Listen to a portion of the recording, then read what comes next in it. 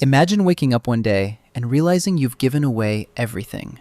Your money, your family, your name.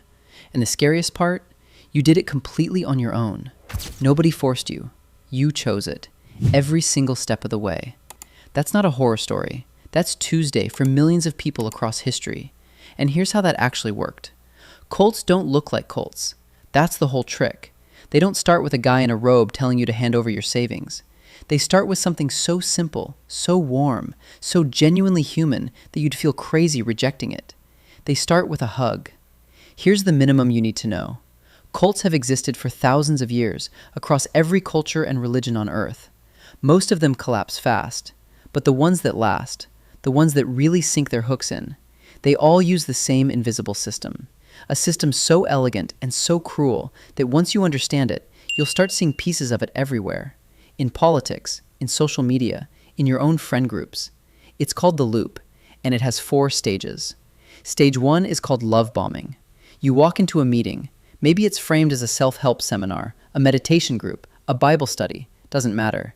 And immediately, everyone is unbelievably kind to you. Not polite, kind. Like genuinely interested in your life, your dreams, your problems. People hug you. They remember your name the second time you walk in.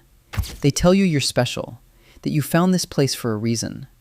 And here's the thing, it feels incredible. Because most of us walk through the world feeling invisible. And suddenly, here's a room full of people who see you. Your brain does something dangerous at this moment. It starts to associate that warm, electric feeling with these specific people, with this group, with this place. That's not an accident. That's the trap being set. But here's the part nobody talks about.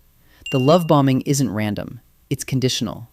You don't fully notice it at first, but the warmth gets hotter every time you agree with something, and cooler every time you question something.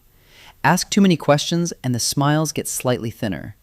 Push back on the leader, and suddenly people seem a little distant. Your brain, which just got hooked on that warmth, starts doing mental gymnastics to keep it. You stop asking questions. You stop pushing back. Not because someone told you to, because you decided the warmth was worth it. That's stage 2, thought control. Jim Jones ran a group in the 1970s called People's Temple. At its peak, he had over 900 followers who had moved to the jungle in Guyana to build a commune with him. These weren't uneducated people. There were doctors, lawyers, teachers in that group, smart people, caring people, people who genuinely wanted to build a better world. Jones did something subtle but devastating. He made the group the only valid source of information. Outside news was corrupt. Outside friends were jealous. Outside family just didn't understand the mission. Slowly, the group became the only lens through which reality made sense. And when your entire picture of the world comes from one source, you don't even know you're in a prison. The prison has no walls. It's built entirely inside your head. Now here's the twist. Stage 3 is where cults make it almost impossible to leave.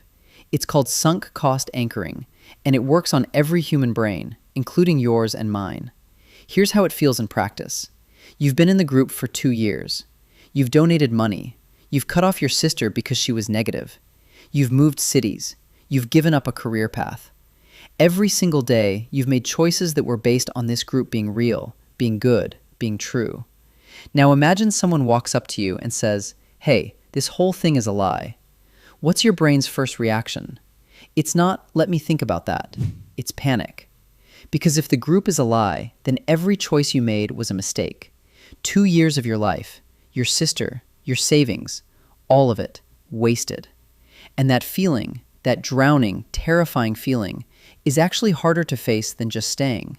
So you stay, and you defend it, harder than ever. Because defending the group is the same as defending your own sanity. That's not weakness. That's just how human psychology works.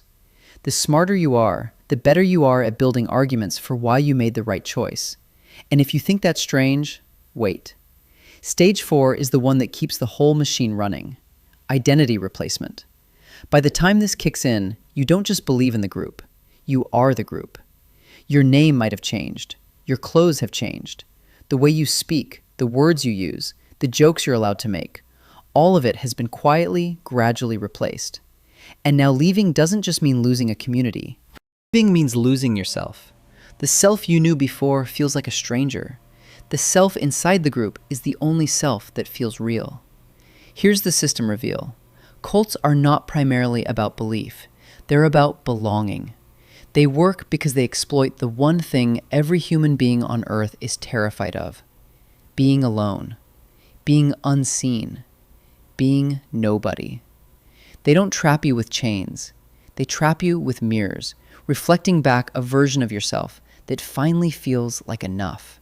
Charles Manson, Jim Jones, NXIVM in 2017, Heaven's Gate in the 90s. Every single one of them used this same loop: love, isolation, sunk cost, identity replacement. Different costumes, same trick, every time. And here's the thing that should genuinely keep you up at night.